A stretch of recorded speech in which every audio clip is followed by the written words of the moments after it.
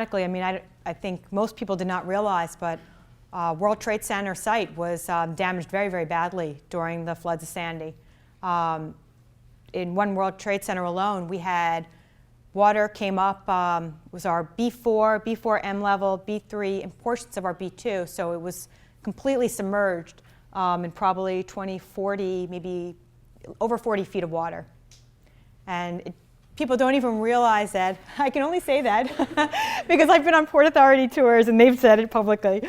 But people didn't even realize that I actually, I have a home in New Jersey along the coastline, and I watched in horror as like what was going on in New Jersey.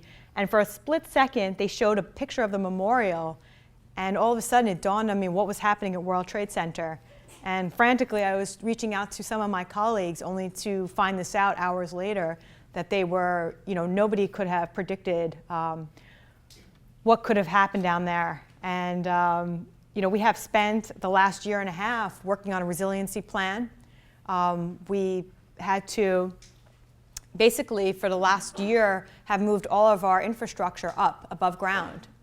And we're still working on that plan. It's an enormous site, and it's very, very, very difficult to control because it's completely out of your control of your building and your basement, where you can say, I'm going to quarantine off my building, and I know that I've done it, and you can check that box.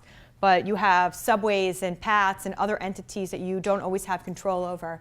And so we have worked for the last year and a half in partnership with all of that area, the entire World Trade Center site and its adjacencies and other developers outside of the site, to make sure that the precautions have been made, and that I think that there's only so much in some cases that you can do, but you need to make sure that the life safety and the life services